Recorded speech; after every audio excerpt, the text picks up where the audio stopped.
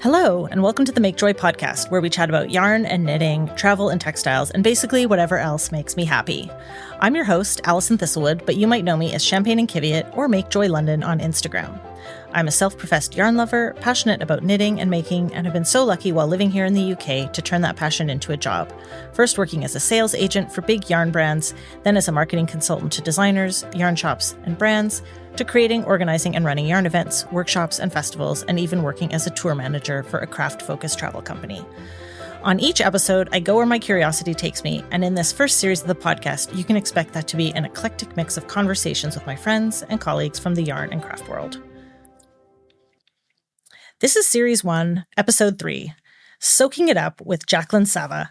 And on this episode of the podcast, I'm joined by Jacqueline Sava, creator, owner, and founder of Soak. Soak is modern laundry care for the things we love, whether it's sexy lingerie or the latest knit off the needles, or even our favorite vintage find. Soak is the gentle laundry detergent to take care of it. Jacqueline has always been an entrepreneur, but like us, she's also a maker. Soak actually grew out of Jacqueline's business, Jack's Hats, as more and more people asked how to care for them properly. But I'll get her to tell the story. Welcome, Jacqueline, to the Make Joy podcast. Thank you for having me. So I feel like we need to just dive in.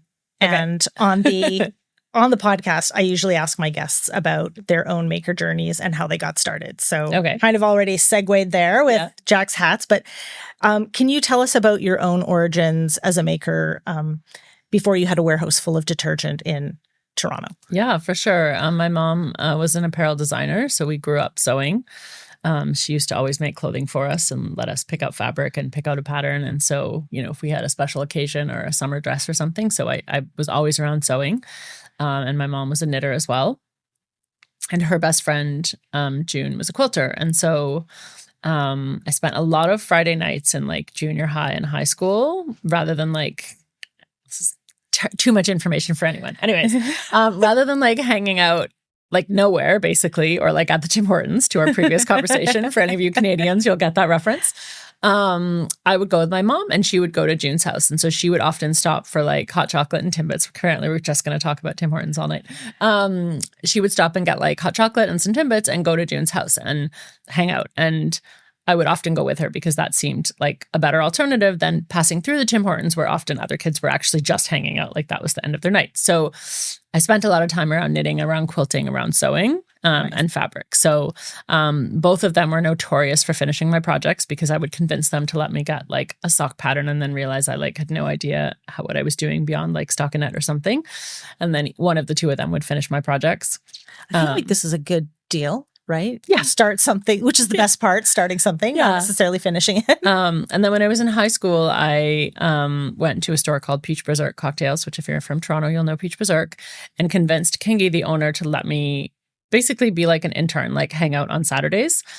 And I was her first like student, laborer, Saturday, whatever. Shop girl. Yeah, exactly. I was a shop girl. And it was a screen printing studio and clothing and patchwork made out of screen printing. So, and then I finished high school with a dress from there. I printed my own fabric for it. She was going to sew it for me literally the 11th hour. It was not done and I had to bring it home and my mom made the top and June made the bottom and then we put it together like at the very last minute. So, and I like covered the buttons with the silk and stuff like that. So always been a maker. Love that. Yeah. And I remember when I went to university in the States and we drove there and we got there, like, it's not just about like, getting some cool fabric to cover your bed. I also had to go to like the secondhand shop and get a sewing machine because I was not going to be, that was my first own sewing machine was when I went to university. So nice. Yeah. I love that. I'm also really interested in how a lot of us come into the craft industry, usually through a love of making, which is obvious from the way you're talking about your mom and June. And a lot of us, I think, who come into the industry, they come with a love, but not necessarily that business mind. So how did you make the transition to the business side of things? Or was Soak always in your sights? Soak was never in my sights, for sure. When I was out of school, I had taken machine knitting while I was doing my thesis. My background is industrial design, so product design and product development. But I was doing machine knitting while I was doing my thesis, and I was making knit hats. And I did a lot of cut and sew hats in university as well, like Christmas or holiday craft shows and that kind of thing. Cut and sew fleece jester style hats. It was all the rage in the 90s. I remember those. Do you remember those? I feel like I had one of those. Yeah, probably. And so I was doing a lot of cut and sew, and then I started doing machine knitting. And then I sort of made a decision when I was out of school that I would try to make a go at it with my knits. And then if it like worked and I could, recoup the money and keep going, I would continue with that. And I was doing freelance industrial design and consulting stuff on the side. But my knits started doing well. And then I had a lot of home workers with knitting machines, like working on them, making them. And then people started asking how to take care of them. And that's sort of the origin story of Soak, which was that, I was making this really great knit hat, and I would be like, you could use baby shampoo, you could use Snuggle, you could use all these things. You can't throw it in the wash. It has wool and silk and blends and things like that in it. And then I didn't have anything to actually finish that sentence with. So that's sort of the origin of Soak. Right. I had a friend who, I feel like I'm diverting from the question, but no, it's fine. I had a friend who I was doing some product development with, and she left of a company and went to be a salesperson at a cosmetics company that made bubble bath, so like soap, shampoo, sugar scrubs, things like that. And when we would have lunch, she would bring me samples from the lab. So like the label's on backwards, or it was like a test sample or something like that. And I said to her over lunch one day, I have a really clear, vivid memory of this day. We were at Swan in Toronto on Queen Street. And I said to her, I was like looking at all these samples sitting there while we were eating. And I said, I wonder if we can make a wool wash, because I'm making these knits and people are asking about care and I don't have anything to like finish it. So I wonder if your lab can formulate a wool wash for me. And that is the beginning of Soak. Amazing. Are you still working with the same lab, or has it just... We are actually. We've added other ones in, but we are working with that same company. And it was a pretty new company at the time. And it actually just got bought out by a huge, massive other company, which we're still working with them. So yeah, it's pretty great. Oh my gosh. Yeah. Amazing. So, okay, I'm totally deviating from my list of questions, but I'm now curious about how do you decide that you're going to come up with this formulation for a wool wash? Because for anybody who hasn't used Soak, and, full disclosure, I did used to be a sales rep for you. I feel like I should let that be known on the podcast. But it is the most brilliant thing, because you don't have to rinse. And I feel like, we talk about hand washing and taking good care of things, and people understand why it's important, but they don't want to do it because rinsing all those bubbles out is a faff, right? And so you've come up with this formula that you don't have to rinse anything. Was that always like, let's do this thing, but make it as easy as possible? Or I can't even believe we've never had this conversation in the whole time we've known each other. Well, I mean, the thing is like there are other no rinse wash products on the market, and there are also hand washing soaps that you could spend the whole rest of your day trying to get the sliminess off your hands. So both things exist. But what we found was there wasn't something on the market that we felt like had the same value proposition of the products we were making and that we wanted to put next to it. So it's sort of the equivalent of having like beautiful shoes and then the really ugly container of shoe polish that hasn't changed for like 50 years.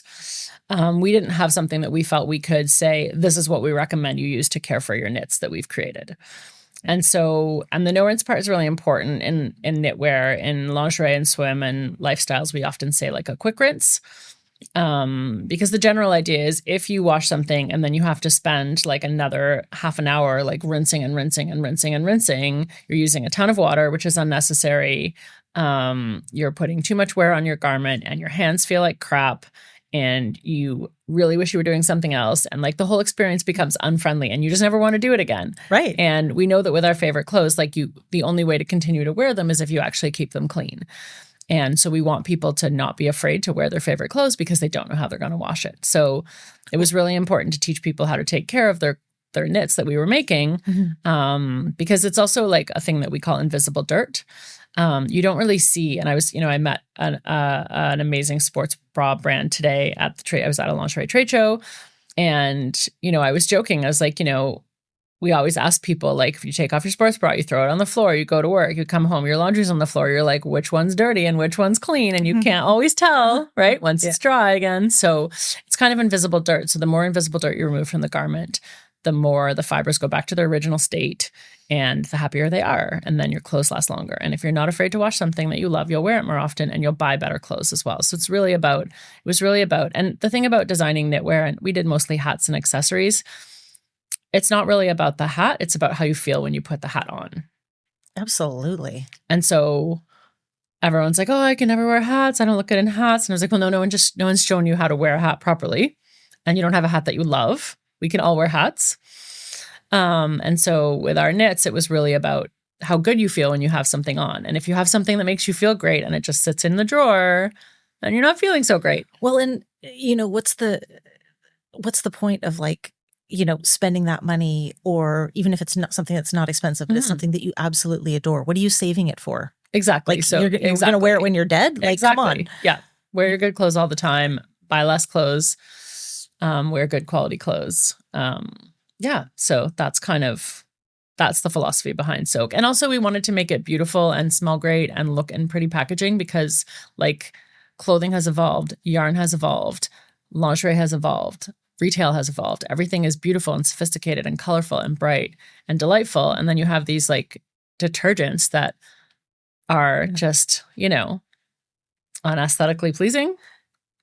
I don't know, like the things that were on the market were not evolving at the rate of the market and the rate of the products. And so you're like, what, you're going to buy like an $85 knit hat and you're going to give them this like really ugly bottle of wash to go with it. Like, I mean, in the quilting industry, they used to recommend Orvis paste, which is a wash for horses.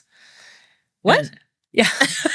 Yeah. If you're a horse, high five. It's exactly what you need, but it is not what you need on a beautiful quilt. But if you're living rurally and you're in like a lot of the origin of quilting and quilting in America and the different like cities and places and stuff, it was a horse wash, Orvis paste. And that's what they recommended to wash quilts with. And you know what? Like you're using really contemporary modern fabrics.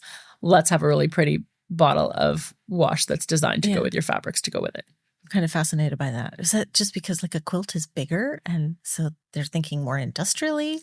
No, washing it has to. I think it has to do with like the delicacy, like a delicate wash and a delicate cleaner and that kind of thing, and also what's available, right? But they used to sell them in stores, and they would fill like little plastic bottles and put them in like little like chiffon pouches with like a drawstring on the top, and you were like, "It's 2025. Can we move on from this?" Yeah. Let's up our packaging a bit. Oh, do we have Apple to thank for that? Like beautiful packaging. Probably. I'm sure. I didn't invent beautiful packaging, but I'm sure on team beautiful packaging. So colored IMAX and whatever. Exactly. Else. Yeah, exactly. All right. Well, it's funny. We've been talking about detergent, and one of the things that I've always been really impressed with, and I have to remind myself is it is still detergent as beautifully packaged as it is. True story.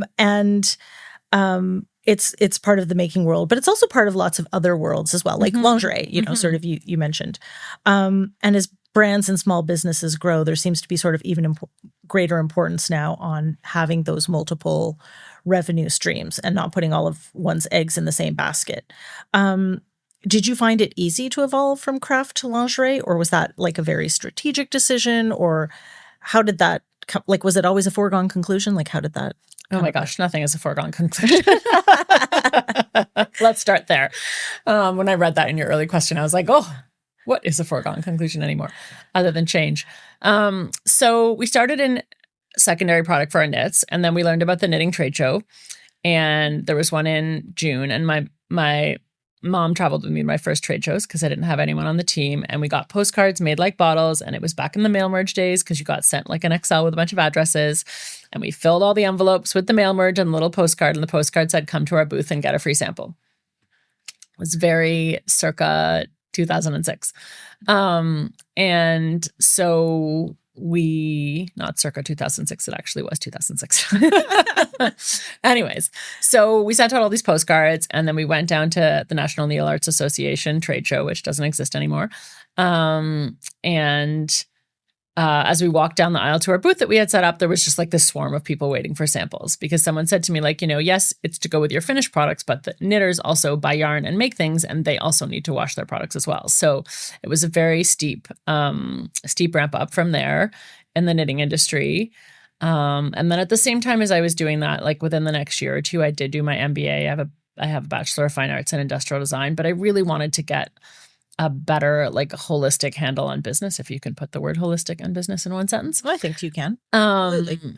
Yeah, I mean, I really wanted to do entrepreneurship, I wanted to do marketing strategy. I really wanted to get like a base handle on finance and just get like a real overview, and with a focus on knowing I was working on my business. So we don't refer to those 3.5 years of night school as the good years, but we learned a lot.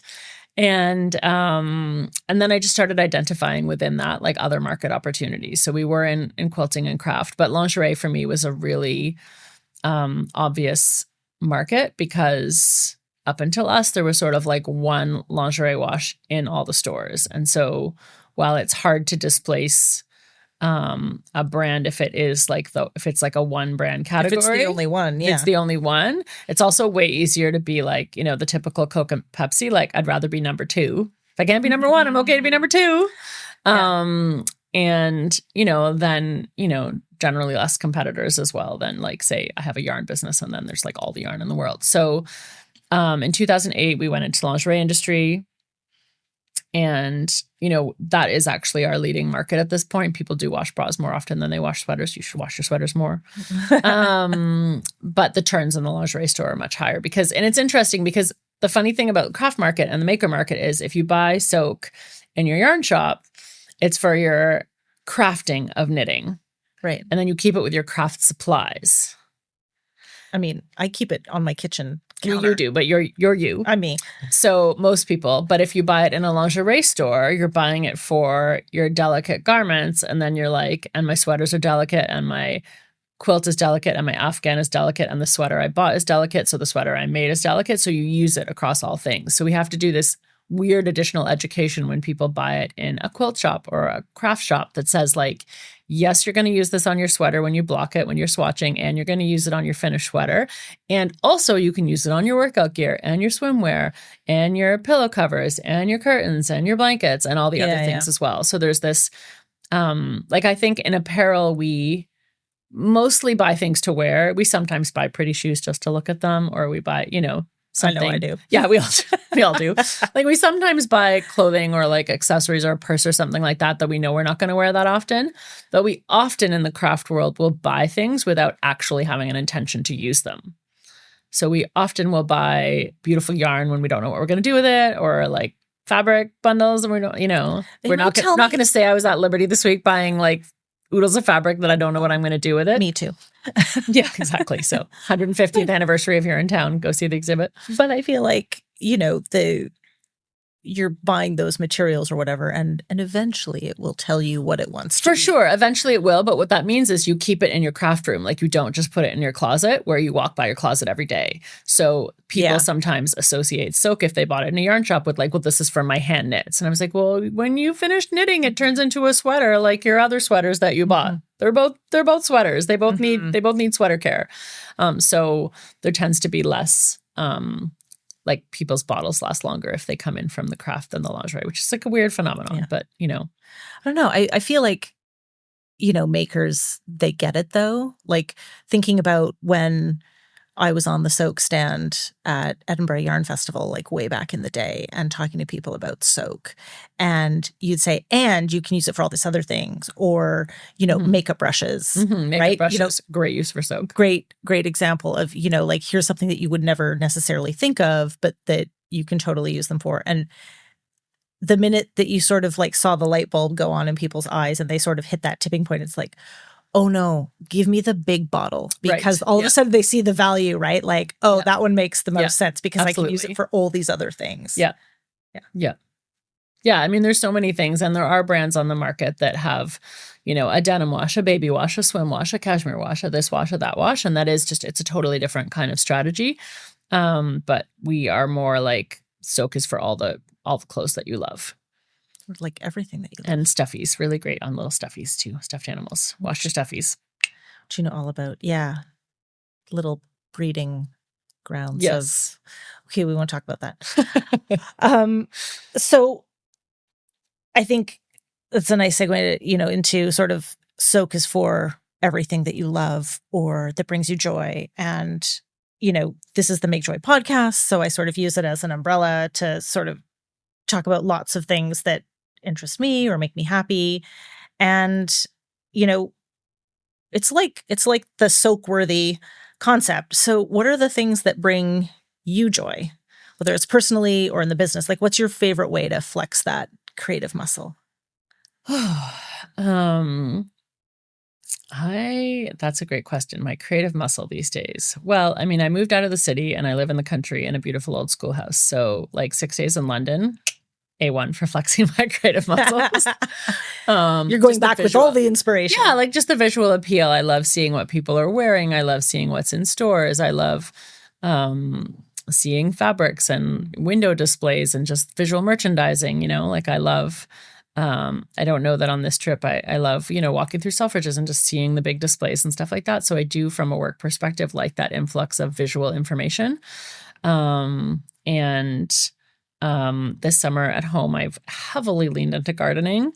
I somehow convinced my spectacular husband to help me, I would say build, but more like dig a cut flower garden. Okay. And there's a this is tangent. There's a flower farm near us and they had like a cut garden gift package for Mother's Day of 34 flowers for like a peaches and cream themed cut garden plants, gorgeous. like you buy plants. Okay. And then I have a bajillion dahlia tubers because all my friends grow dahlias.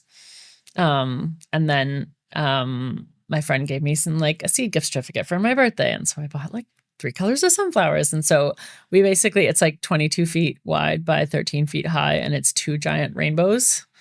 Amazing. And you have to like dig like 1.5 feet down to get like all the undersoil of the grass out when you're basically just like literally drawing on the grass and then digging it out. But we have a big tractor now. So we dug these 2 huge things and then put like topsoil and like compost and like re-put them down. And I've planted like 94 flower plants, dahlia tubers and things like that. So basically I'm going to spend all my time like drinking coffee outside and looking at my pretty plants this summer.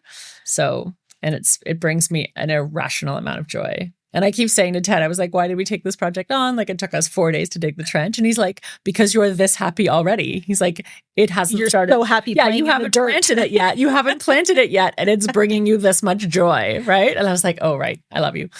And then we had to immediately put a fence around it because our German Shepherd puppy does not understand like that this is not his personal like pit of if he just runs across the grass, he just like pushes a plant out of the ground with his paw. He's so strong. So we immediately had to like build a little like chicken wire fence around it. So that was cool. So I'm really glad this brings you joy, although it's a stupid amount of work, but because it's total joy. On the audio, people will not be able to see the look on my face, which is slight horror because my thumbs are not green. And I'm surprised that before I moved to the country. Well, I'm surprised my kid is still alive when like all my plants are not. Do you know what I mean? My goal is cut flowers the whole summer. That's really what's going to bring me joy. It started with forsythia, because like in the back corner of our property that we bought, there is a forsythia plant. And then 3 years in a row, I've missed the yellow. So you can look on my Instagram. I've saved a little placeholder. So forsythia, and then we had lilacs. And then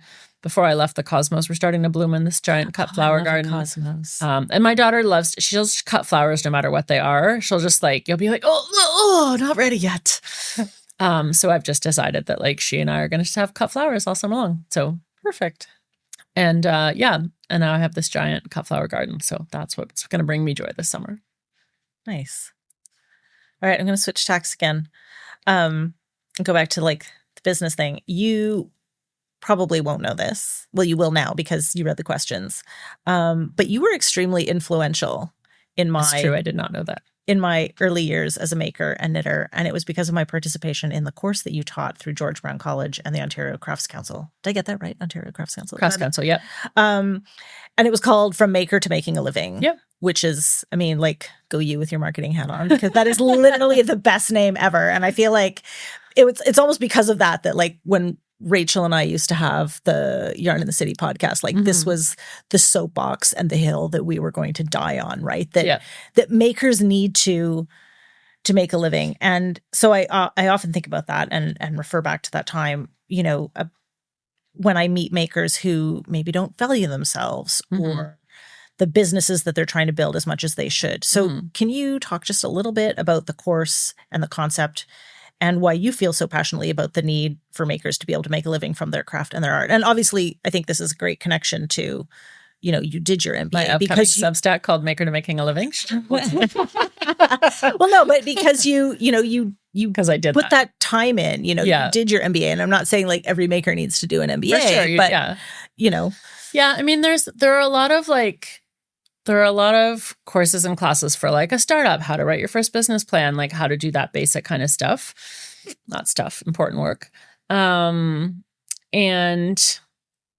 a lot of people turn a passion or a hobby into a business. And listen, I went to art school. When you go to art school, you can get business classes now. But when I went to art school, there were no business classes. Mm-hmm. You go to veterinarian school, you get business classes now. But 20 years ago, you learned to be a vet and you didn't get business classes. And what do vets do? They go find a neighborhood without a vet and open a business. Yeah. Right? Dentists, chiropractors, physiotherapists, opticians, like you name it, cooks, chefs, like you name it, makeup artists, nail artists, like everyone has their trade, but then they're not necessarily getting the business side of it. And so for me, that's it's a real challenging soft spot, right? And so especially in the craft world, because people don't value their time, right? They're like, oh, well, it's just me, I'm making it. And I'm like, cool. But when you have more than you can make, you're going to need to hire someone else. And big surprise, you're going to have to pay them. And so it's really important to me that people understand the cost of running a business and making things. And also, when I start the course, I start with your personal values and your financial needs, because we have a business to meet our human needs, right? I am not my business, right? Mm-hmm. My business is important to me and I value it and it's amazing and I love it, but it's also not me. So if my business blows up tomorrow, Jacqueline and I as a person, I'm still a valuable person and a valid person. And it's really important for me for people to make sure that they see a separation in the two, because we have control over ourselves and sometimes we don't have control over our businesses, right? You don't get to decide if a pandemic happens. You don't get to decide if a craft market closes or gets bought out or sold or whatever, right? Mm-hmm. And so that for me is kind of the core starting point, is like, why are you doing this? Like, what is important to you? What do you need? How much money do you need to live with your family or your chosen family or whatever it is? Because if you don't have those basic questions clear, then you can't evaluate whether anything else is a good decision or not. I get that all the time. People are coming to me, oh, I want to make mugs. I'm going to make them like white with the black swirl on it. And it's going to be great. Like, what do you think? And my reply is always like, am I your target audience? Yeah. You want promotional branded mugs? Am I your audience? No, then it doesn't matter what I think, right? Yeah. Is this a good idea? Well, I don't know. Like, why does it matter that it's a good idea? Like, what do you need? What do you want? And nobody likes it when I ask those questions back, but they're important, because if I'm like, yeah, that's a good idea, you're going to be like, yeah, let's do it, but that doesn't necessarily mean it's the right thing to do. And there's still so many other questions that happen between like, I have an idea to going to market. For right? sure. Or, like the pricing or, as you said, like, what is your time worth? Or, Rachel and I used to meet a lot of like indie dyers and stuff who are like, oh, well, it only cost me £5 for the raw materials, so I'm going to sell it, this skein of hand-dyed yarn for like a tenner. And we're like, yeah, but where's your cost? Yeah. Like, where have you factored in? I went on a date. What happens if you wholesale it? Right? Yeah. Now, well, exactly. Right. I have a class. Yeah. I have a class I did too that was like how to get prepared for when Anthropologie calls. Because everyone always calls me when like an Anthropologie calls a crochet artist, because they have no idea what to do. Well, you need hang tags, you need pricing, you need UPC codes, you need like master packs, you need case packs, you need secondary packaging. Like, there's so many things that happen. Right. So we get, I get those questions as well. And so really understanding the product mix. And I always say, like, you have your personal values, you have your product, you have your customers, and you have your pricing. And those are my 4 pillars. And they're either all in alignment for you to be successful, or one of those 4 things has to change. And, and then I just like build up, I can go like 2 hours or 2 weeks on those topics, right? Because you need to understand kind of really truly what things cost and what your expenses are. And maybe you're doing it in, I started my hat business in my parents' basement. So sure, I wasn't paying the hydro bill, but I went on a date once. Terrible. this guy was like, oh, you're an industrial designer. And then I don't remember where, how, or why, but he went off the rails on some Italian coat rack that was like made out of wood dowels with wood dowels sticking out of it. And he was like, I saw it and it was $600 and that's ridiculous because it was painted wood and I could have made it in my parents' garage. And I was like, self-control. Somebody probably make it. No, I'm kidding. But I totally lost it because I was like, so you're doing woodworking in your parents' garage. I'm like, are you paying the electricity bill? Did you buy like the tools? Like, are you buying the paint? Do you need like ventilation? I was like, is somebody making you a peanut butter jelly sandwich while you're there? Like, I'm bringing you a cup of tea. Is it cold? Is it like winter? Do you need heating? And also like they have the entire Italian Design Council behind them. So how are you going to tell anybody that your coat rack is like good or aesthetic or valuable or well made, right? Like, what are you going to do for marketing? Where are you going to sell it? How are you going to package it? How are you going to ship it? And I was just like, are we done? Can I go home? Because this is not the right I was like, date this for is not me. going to be a good fit. Yeah, I need to go home now. But it's like all those questions that we don't often think about. And I'm not saying that you can't do what you love and make things and create and sell things before you answer all those questions. That's not what I'm saying at all. I'm just saying at some point, if it is something that you are financially and emotionally, either one, dependent on for your happiness or your living, like at some point you have to make sure you're on the right path. Yeah. And you get to choose who your customer is and who your audience is and how many you have to make or how many you have to sell. But you need to understand like how those things align with what your needs actually are in order to be successful. And if you want to, do all those things and have a full-time job that's covering those things, then you are still making a decision that something else is covering, your basic needs, right? Yeah. So you don't have to make a living as a maker, but my course is really about that if you're making a decision that this is going to be a business versus a hobby, then I want it to be a successful business for you that brings you joy, that brings you success, and that brings you happiness and fulfillment. And I think that, you feel valued in as well. For sure, right? Because otherwise you should just be a hobby, right? Like, yeah. Which for some people, I know lots of people who've sort of gotten to that point and they're like, actually, I don't like it when it's work. For sure. I like, and that is also a completely valid for sure thing. And I think even, as makers, and one of the things that I appreciate this, on the flip side, because I've never sort of gone down that road to be a maker who was, making my living from it, that you don't necessarily have to go down that route to still be able to appreciate the work and the talent and the drive that is going into that person's business. And I think that it drives a greater understanding for the value of what you're purchasing from that maker. And also on top of that, if you actually make the decisions about and you take time to understand what your needs are, like you could be an accountant who's a knitter who really loves ice cream. And if you identify that me selling knitting has to cover my ice cream budget, and like one sweater a year for sale will cover your ice cream budget, and that's what you do, then that's amazing. Because the thing about digging deep into the coursework is also to understand that like you're the one identifying what the goals and objectives are for yourself, right? And it's not anyone else's business. So I'm never there to say you need to make more or you need to make less or you can't do that, right? It's a question of, do you have a clear understanding of why you're doing it yourself, right? Yeah. Because not everybody's goal is going to be to get into anthropology. For sure. And not everybody needs to make and everyone has a different definition of what a living is, right? I meet people all the time who, have a house, don't have a house. I spent a lot of years with Soak, like just taking out as much money as I needed to pay my rent versus now having a house that I love that I'll pay for the next 25 years, right? Like, it's everything is kind of relative, right? And different people want to have different kinds of businesses and have different amount of time. Like how many hours do you have in a week to work on this, right? I have, my twins are 9. I do not have, 40 to 60 hours a week to work on my business right now. There were times when I did, and there will be times again, but those times are not right now. And so you just have to have a really clear understanding of those kind of things. And that's what I really try to work on with people, is helping getting them in tune with what's really real for them so that when they are successful, they understand what the success is and why it's successful, right? Or if they want to make a shift, they can, right? Sometimes people really love screen printing things by hand. My question is, does your audience know that you're printing by hand? Do they need it to be printed by hand? Do they want it to be printed by hand? Does it make a difference to them? Does it make a difference to them? Because if they have no idea, then maybe you can have it printed somewhere for a lot less money and a lot less manual labor, but have the same value for your customer and end price, right?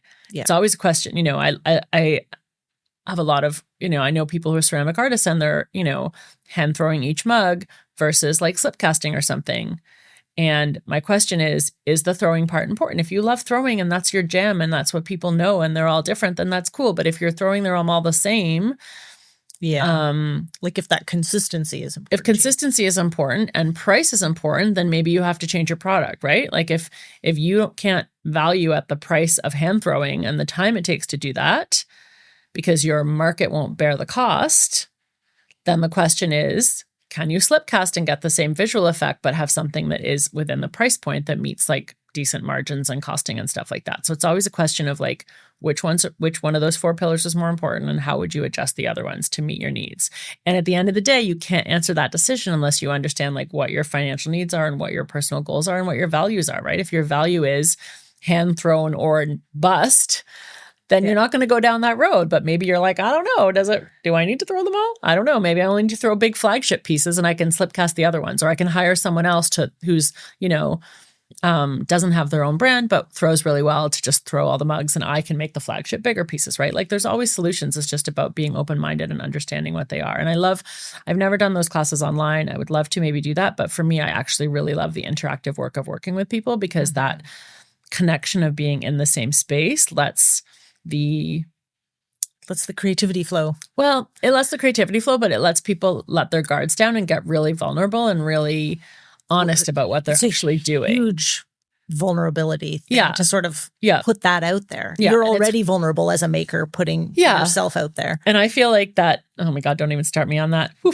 But I feel like also like that one, when you're with someone and you're having the conversation, they can be more vulnerable because they feel in a safe space. It's very hard to be that vulnerable when you're by yourself behind a computer. Yeah. And so as much as like e-learning is amazing, like for me, those workshops are really successful when they're in person because you can really help someone get from like point A to point B because it's emotional as well as, you know, financial. The Make Joy podcast is shamelessly sponsored by Make Joy, a celebration of yarn and friendship. A one-day yarn festival like no other, Make Joy returns to London this year on Saturday, the 8th of November, and promises to be bigger than ever before, with more exhibitors, talks, and now workshops too. Plus a very special after-party with very special guests. You won't want to miss it. Save the date now and find more details and tickets at makejoylondon.com.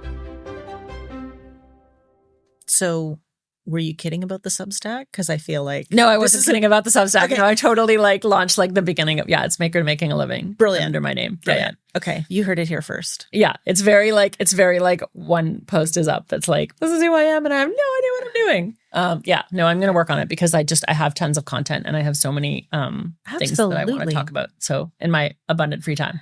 Yeah, but do you feel like that as you get further along in your career and your maker journey, you know, that there's a natural tendency to want to share more of that and sort of help the next. Well, education's always been one of my core values, like learning and sharing, and education's always been one of my core values. I used to teach a lot at George Brown before I had the twins. We're in the early days. You know, there's only so many things you can, so many things you can juggle at once. But I also have like a lot of content that's just sitting on my computer. So what I'm trying to do is take that content and talk about it more and kind of put it out there. So I do think there's a lot of learning to be had. And also for people to not feel alone. Like, I mean, Substack's amazing and filled with so much content out there. Mm-hmm. So I'm still trying to but the Maker to Making a Living stuff I think is really... It's really important for people to have information on that. And I think people will really be happy to be able to access that information. Do you think that, you know, the problem with makers undervaluing themselves is related to the fact that it's predominantly a female-led industry? I don't normally try to sort of go too deep on that because, you know, the arts and crafts industry is worth approximately $68 billion worldwide. So, you know, is it just all makers deserve a bigger piece of the pie, or is it women makers deserve? No, it's all makers. It's all makers. Okay. It's all makers. I mean, I've had definitely a mix of men and women in the classes that I've taught. I mean, like knitting and quilting is predominantly female because they are coming out of like they're traditionally seen as domestic crafts. Yeah. But you know, I've worked with furniture makers, I've worked with ceramists, I've worked with jewelry designers. You know, there's I think that there's I have a BFA, Bachelor of Fine Arts. There's a real tension between I'm not on top of this enough to talk about it. But anyways, there's a tension between like an artist statement and a business statement, right? Mm-hmm. Am I a maker and an artist and I have my artist statement? And am I sacrificing my artist statement when I make like a business statement, right? And for me, the question is, if you want to sell your art, you need a business statement because selling is the exchange of money for what you make, right? So at which time you have to assess value, right? And even if you're like a mega fine artist, then you might have like a curator or a gallery dealer or a gallery owner who's going to take a percentage or a cut or whatever, a commission, which is the same thing, as having a store, right? And then you add on like Etsy stores or your Squarespace or whatever your online store is. When you start taking on these multiple roles, you are essentially building out a business and taking on the additional roles of having a business. So a maker who's on their own is now also a marketer and a salesperson and a finance person and an operations person. And so I get into these conversations, people are like, well, oh, you should just sell direct instead of selling through stores because the stores take a cut. I was like, cool. And they also do the job of selling and taking the money from the customer, right? Like every different role has a job. And so there's like a finite amount of money to go around. The question is like, how much of it is in your plate and how much is of another plate? And then how much work are you trading off for that, right? Yeah, because it is a trade-off. It's a trade-off. If you decide you have a studio and you're going to open up the front to sell, then you also become a salesperson who has to have like regular store hours and work to have the traffic of people coming in there to buy. Mm-hmm. It's a little bit like the coffee shop and the yarn shop, which I don't know if you've ever heard me rant about that. Like either have a yarn shop or have a coffee shop or have a best friend who's a barista who has a coffee shop in your yarn shop, but don't try to be like a knitter and also serve coffee all day long because you know what you can't do while you're making coffee? Sell yarn, right? So like, what are you doing, right? And if you're a ceramic artist and you open up a studio in the front, then whenever anyone's browsing, you're not throwing a pot, you're being a salesperson in the front of the shop.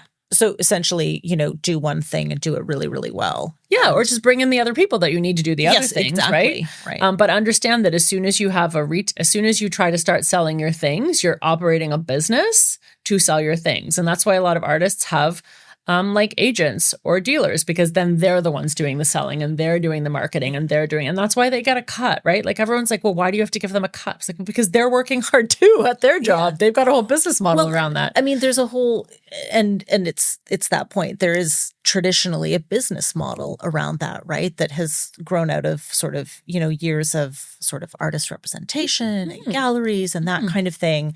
And, you talked about that tension between, your artist statement and your business statement.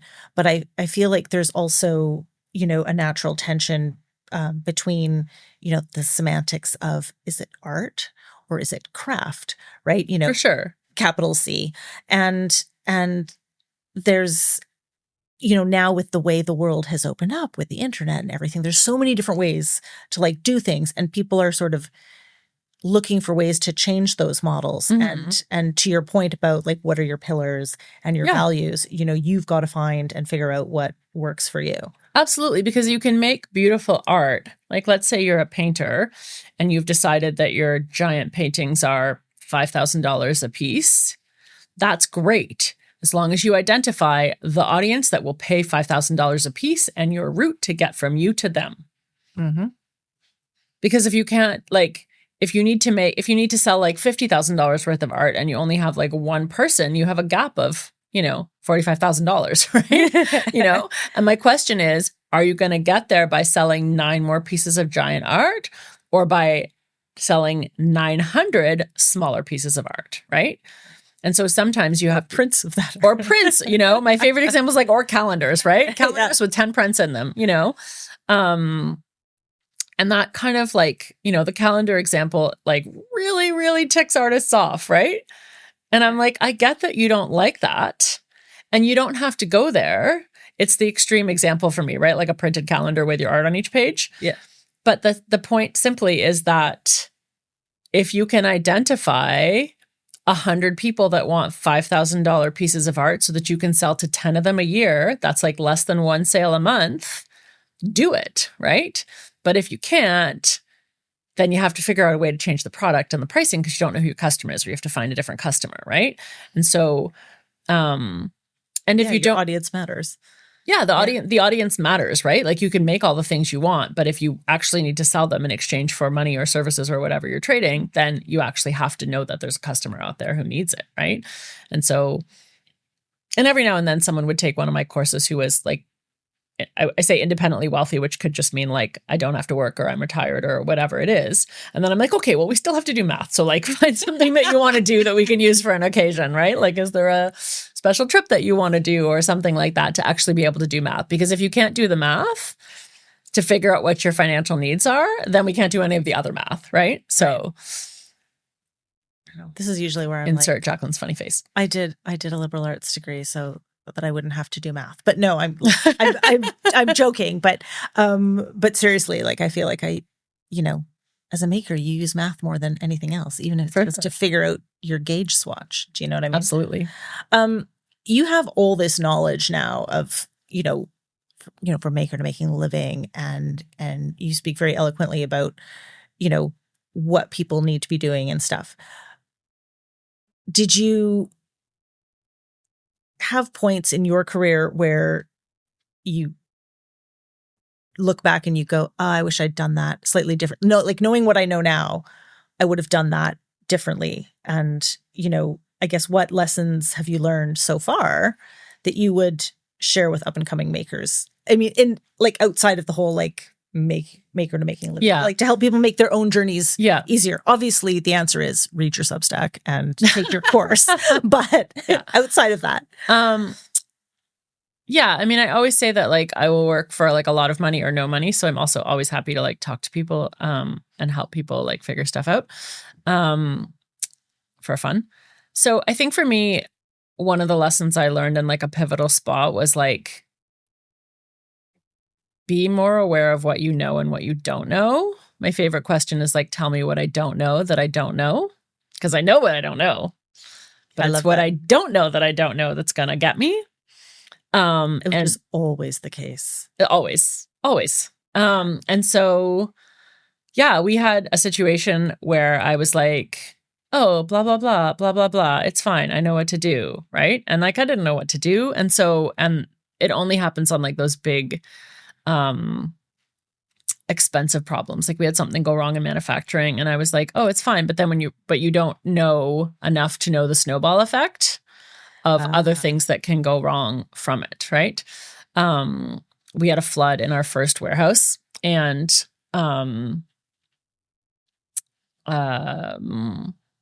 we had like a certain amount of damages. We didn't have a lot of damages, but the building got damaged.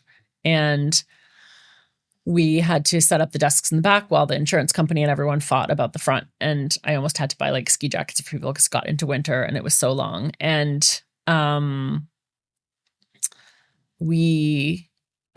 very, like, I don't know if this is a good story or not, but my very brilliant husband like added like some things that I was like, yeah, it's damaged, but it doesn't matter. But he kind of did a little bit of creative math in terms of trying to make sure that I saw all the things that were, damaged so that when we settled our insurance, which was much faster than the overall insurance, that we made sure things were covered. And I was like, no, it's fine. It's fine. It's fine. He's like, it's not fine. Like do the list properly. So we did this proper list. And then we ended up in our warehouse for almost 6 months. And you know what I didn't know? Like what the heating bill was going to be for people working in the warehouse because we had to keep the warehouse at like a reasonable temperature. And it was like 3,000 square feet. So all of a sudden we had like $1,400 a month like heating bills for 6 months. And so that kind of thing, you were like, well, I didn't know to anticipate that. But in retrospect, I feel like there were people that I could have asked and been like, okay, this is what's happening. This is the situation that I'm in. Tell me what I don't know that I don't know. And I feel like there's a lot of people now, and including myself, who could have been like, you can't keep your warehouse at that temperature for 6 months. Or, it's going to be cheaper to like find a co-working space for all those people to like move them to. Yeah, like the guy offered us space in a different building, and I was like, our phone number's here, all our stuff is here. I don't want to move. We're just going to throw our desks in the warehouse. We'll camp it out. We'll be fine, But in retrospect, that wasn't the right decision. So, and we've had a few other really big things like that. And so I think for me, like if you get the sense that you're in over your head, like find someone else who's been through it. It's okay to ask. It's better to ask. Because those mistakes can be hugely expensive. That's a really good one. Yeah. And if you have like a terrible learning thing and it wasn't hugely expensive, just be like, thank you for not making this really giant steep learning curve not hugely expensive. Pay attention to those, Yeah. And be grateful when you dodge a bullet.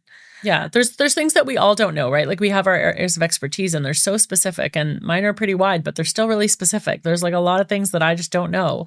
And so it's really okay to find an expert when you don't know what you don't know. I love that. We have been chatting a lot about the business side of things. And I know we talked about gardening, but like, what do you do to relax? Like, how do you switch off? Because I feel like we've been talking and I'm like, oh my God. Perfect example of my inability to switch off. I forgot how your brain just like goes like crazy. Yeah. Can you describe what a perfect day might look like? Perfect day. Oh, next week I'm going up to the workroom in Sprucedale, and Sherry Lynn Woods, you can look her up if you don't know her, is coming to teach a very amazing new workshop for a week. So for 5 days. I'm going to wake up. Let's be quiet. I'm going to sew all day. I'm going to learn some things. Sewing, or like quilting sewing? Quilting, hand sewing, whatever. I have no idea and I don't care. I care. So for me, a perfect day, a perfect day, I will wake up before everybody else. I love the sunshine, and we have an old schoolhouse. There are windows on all sides. Nice. I'm a morning person, so I go to the gym often at like 5:30 in the morning, but if I'm not going to the gym, I really try to wake up before everyone else. And then those like magic hours. Yeah, the magic hours. Like, mommy. Yeah, before the mummies kick in, when it's just the dog staring at you. And I'm like, sorry, dude, you're going to just not breakfast time yet. Yeah, you just have to wait. And I like to sit outside. I have a really cute little bench outside the kitchen door. Or like walk around the garden, or so. I really like that kind of quiet time first thing in the morning. And I don't have a lot of downtime these days. One of the things I really want to work on over the next year is, relaxing. I'm not really good at it. I've realized recently, like I hardly ever sit on my own sofa, which I know is super weird.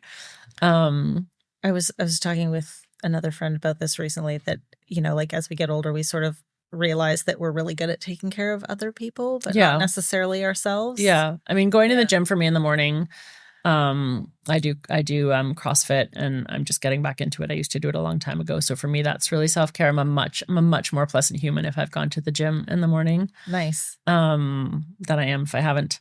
And, I really love to cook this time of year. It makes me very happy. Strawberry season, rhubarb season. It'll maybe be raspberries by the time I get home. So summer. Your season starts earlier now too, because I know you make maple syrup as well. Oh my gosh, yeah, maple syrup. Things I never thought I would say. Making maple syrup makes me irrationally happy, Allison. We have maple trees. We have 5 maple trees, and when we bought our house, I heard other people around there talking about making maple syrup, and I was like, those are maple trees. And I went to like the farm store. I did like my research, and I thought it would be like a weekend thing. We'd like, a weekend thing. Yeah, I thought we'd like hang the buckets, tap the trees, the end of the weekend, make like 1 cup of maple syrup. And that year was one of the best sap years like in recent years. So like we tapped the trees and the sap just like flowed right out. And so we've done 4 years. This year was the most we ever had. We had something like 6 gallons of sap. Oh my God. I just remember seeing like pictures on your Instagram of like this vat on your driveway or something. Yeah, we have a barrel. We have a barrel cooker or whatever it's called. It's like to cook down the sap. It's not called a cooker, obviously, but like a barrel with the trays on top. Whatever. The thing with the thing. It's very sap in. Yeah. Yeah, and Ted sets it up close to the garage now, so you can like actually sit in the garage out of the wind while you're like cooking it down for hours. But yeah, I mean, I do hand sewing a lot, especially when I travel, like on planes and airports and things like that. I love to sew. I love to teach my kids about like sewing and cooking and that kind of thing. I'm really not into homework. If you can't sort it out in 7 hours with my children at school, like I can't help you, you know? Like I really They are the experts on that. Yeah, you're the experts on that. I just need to be the parent. Yeah, I love like cooking with my kids. I love teaching them to sew. Felix was really into sashiko. My kids went through a phase where they were cutting holes in their pants. I don't know why they give them scissors at school, but anyways, they'd come home with these holes. And so we all were up north for the weekend, and I brought like the sashiko needles, thread, everything. And I was like, you're going to learn how to make a patch today. And Felix was totally into it. And he just loves like, you know, big, messy, zigzaggy stitches all over the place. So wicked. Did they both like knit and stuff as well? Have you Stella's learning how to knit with my mom. Felix is really more the Lego master these days. Okay. And yeah, they used to call everything needling, and I can't knit at home because they just get like right in there, and I'm not a good enough knitter to not get completely screwed up. And I'm not amazing at fixing my own mistakes. I didn't used to be either. Yeah. I'd be like, oh no, I dropped a stitch. I need to it took me like unravel 2 feet of I started a sweater. I started a sweater over. like before the pandemic, and it took me until like 2 years ago to finish, because I would like, when I got really screwed up, I would have to wait till like another trade show when I was amongst my knitting people to be like, somebody fix this for me, you know? Yeah. So they love to I got actually Stella this beautiful weaving loom kit that just was launched at the last trade show, and it's I'll get you the name of it for the show notes because I can't remember what it was called, but it was really cool because it had this, you can't see my hands, but it had like I don't know all the parts, but it had a dial basically, and it turned. And when it turned, it opened up the fibers so that you could put the shuttle through. Oh, okay. Without having to go up and down. And so it had a pattern built into it. So it would automatically, I don't know my weaving term. Kind of like a rigid heddle loom by the sounds of it. Yeah, maybe. I don't know. I don't know my terms. But anyway, It just basically took out the step of the up and down or counting them through for kids. And Stella was just like mind blown. So yeah, so don't like give away all of your yarn scraps when you move and clean, because 3 years later your 9-year-old's going to need them. So now I'm restarting again a stash of all different like chunky yarns and stuff like that. So okay, you're here till Thursday. I'll see what I have. see what I have at home if we meet up. Yeah. Before you head back. We're almost wrapped up. I'm conscious of time. Coming back to Soak, you've experienced a lot in the last few years, sort of growth and expansion, pandemic, more growth. What's next for Soak? Like, what can people expect next? And what is next for you personally? Like, is it one and the same because you've been the face of your brand for a long time? Or are they starting to be mutually exclusive? Like you talked about, like not spending 40 to 60 hours a week now because, you know, your kids are 9 and they need you more. So what does the next stage of your making journey look like? Well, we're going into our 20th anniversary, which will be delayed because the world keeps falling apart. So we do have some really exciting 20th anniversary stuff. Like, I won't say cooking because we really just gathered all the ingredients and we haven't had time to cook because the world keeps falling apart. So yeah, there'll be some exciting stuff coming there. And then for me personally at work, I am really trying to focus on the growth and the things that are my core skills and not getting sucked into all the other things. And so that for me is going to be a good tool to like help everyone else on the team kind of level up, because I'm going to try to be like less available because I'm going to be focusing on the things that only I can do, or that will help drive the business forward. So I think that's going to kind of create an internal shift.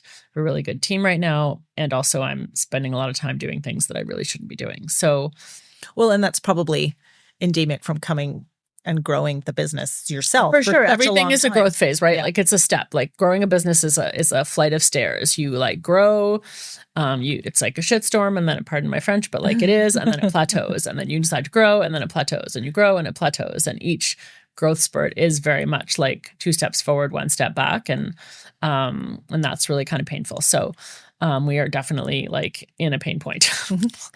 But that also means we're growing. So that's kind of for that. And then for me personally, I am, I don't know. I mean, I'm trying to figure out what that is. I mean, I definitely want to, it's hard, right? Because my kids are 9, and so we have like toys everywhere and books everywhere, and I'm not one for like, my joke is always like, well, when Martha Stewart calls for the photo shoot, I'll help you clean your home, Yeah. Like I'm okay with the chaos and the mess and the stuff everywhere, but I do have, they only go through it once. Yeah. And at the same time, the stuff and the chaos is really overwhelming for me personally. So I am in the process of trying to kind of reduce out that stuff. We bought a 1901 schoolhouse. It is not very big. But that's kind of life. So just kind of decluttering and just kind of making sure that we're using everything we have. We live a pretty solid, like, secondhand thrift store, Felix has learned that he can get way more books at the thrift store than you can at the regular bookstore, We have one near us where like the books are like $1.50, and like, if it's his 20, goes way further with $1.50, which is great. Than $20 a book. Yeah, exactly. Yeah.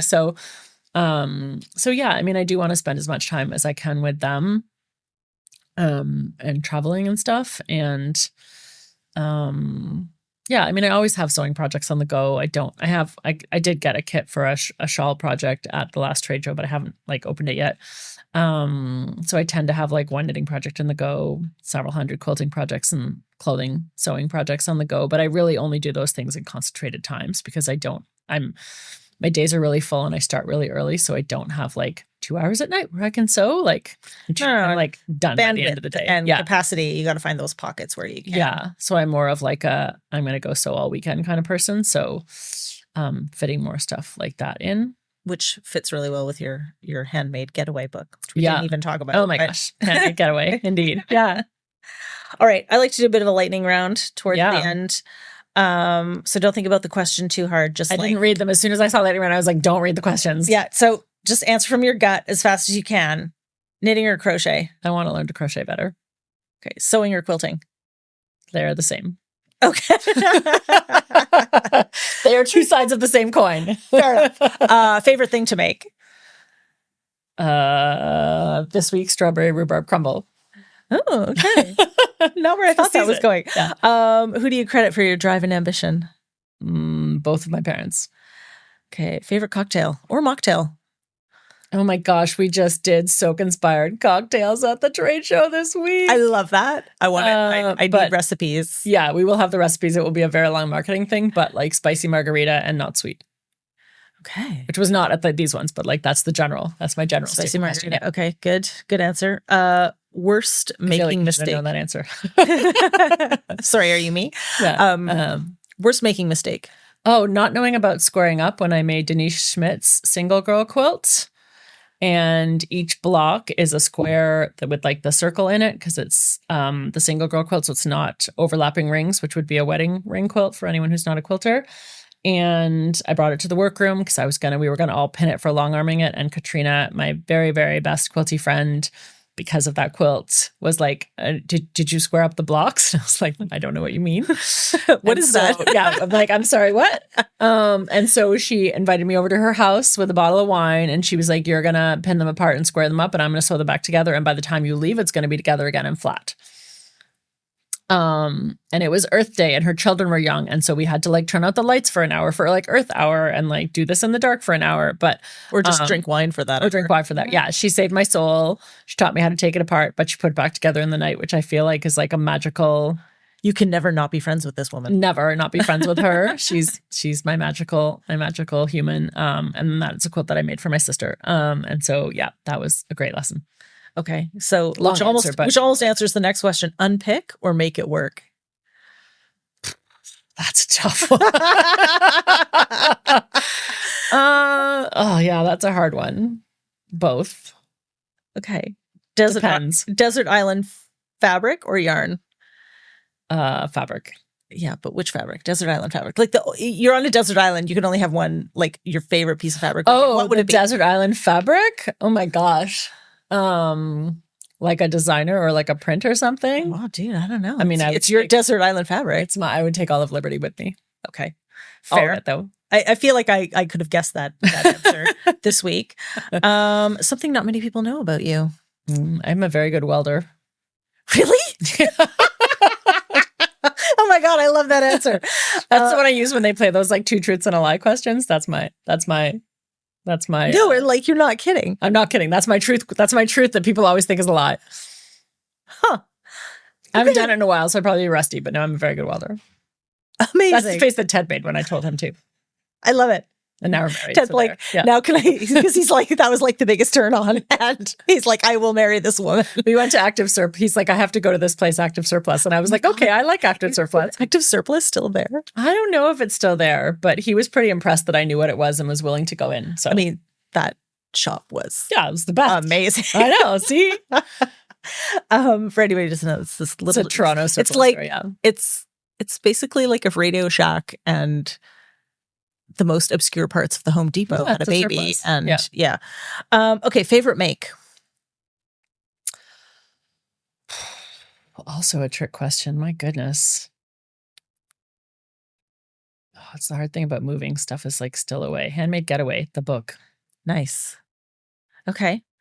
This is the last one. This is not part of the lightning round, but it's something that I've been asking all of my guests because we've been talking about, sort of making and, our journeys as makers. What do you want your legacy as a maker to be? Oh, and I save the hard stuff for the end, right? that is a good one. I mean, I would like Soak to outlive me, and I would like people like retailers to still be able to benefit from selling it and people to wear their favorite things for using it. And I would like my legacy to be that people feel their best because they're wearing their favorite things and using their favorite things because they're not afraid to take care of it. Because that's just a terrible reason to not wear or use your favorite things. So saving it for special occasions. Saving it for special occasions. Every day should be a special occasion. Yeah. Wear the dress, wear the bra, use the quilt.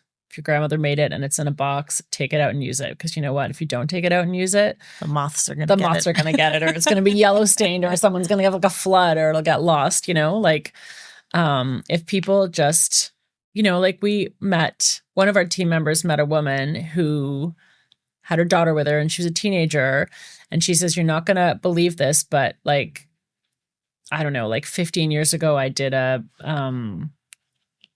demo at a store. It was Shall We Knit in Kitchener. And there was a woman who brought her daughter. It was like, bring things to hand wash and we'll teach you how to hand wash your knits. Right. And she brought a little stuffed bear because her little girl would not relinquish this bear to be washed.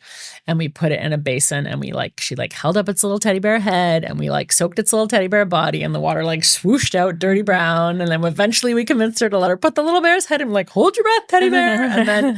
And she's like a teenager now and she remembers this, right? And so that kind of thing where, and I know that her mom was stressed about the dirt going to bed every night with this disgusting little dirty bear, but it was really important to her, right? And so it's not just taking the bear away and throwing in the washing machine, but valuing her relationship with this stuffy, and that it was important to her that she took care of her bear. She was probably role modeling parenting from her parents, right? And so just that we were able to take the time to give her little teddy bear a bath and have him be better, and that she remembered that. So she saw us at an event. I wasn't there, sadly, but she was like, oh, you can tell Jacqueline that we always talk about washing the bear, so just having people be their best selves, and I try to be my best self for my kids. And I want them to really be their best selves. And so if the products that I make, or the classes that I teach or the workshops can help people achieve their goals, I'm always a helper in one of those. We do those little assessment and things like that. No matter how hard I try, I come out to be a helper. So I think that's what I would like my legacy to be. I love that. Through Soak or through my work. Or my actions, really, all those things together and separate. Because really, what else is there? I agree. Yeah. Oh, well done. You made it. Made it to the end. Thank you so much for taking the time out of your crazy travel schedule and joining me on the podcast. Perhaps not as fun as, just meeting up for margaritas and vintage shopping on the Portobello Road. Totally but it's always fun when friends come to town. And I'm glad that we found a new way to hang out together. Absolutely. I'm excited about this podcast series. Yeah, I'm really enjoying like everybody that I'm talking. I mean, I enjoy everybody that I talk to anyway, but I'm just like, oh my God, these conversations. And I feel like it's an opportunity to have conversations with friends and colleagues that I haven't had in that kind of way before. So, anyway, nice so to have thank the you. time. My pleasure. Thank you for having me. I really appreciate the invitation. Is there anything you want to, well, maybe we'll just put it in the show notes, or is there anything, like, where can people find you? In North America, we're soakwash.com, soakwash.ca. Over here in the UK, we have lots of independent retailers in our store locator. Substack under my name. That'll be, coming now. I've committed to that. I love it. And Handmade Getaway. The book you can find like through the workroom or through us as well. Beautiful. It is a beautiful book. So, and if you have questions, reach out. I'm always around. Amazing. Thank you so much. My pleasure. You've been listening to the Make Joy podcast, a place where I chat with my favorite yarn lovers about creativity and things that bring us joy. Thanks for listening, and I look forward to us making some joy together soon. Take care.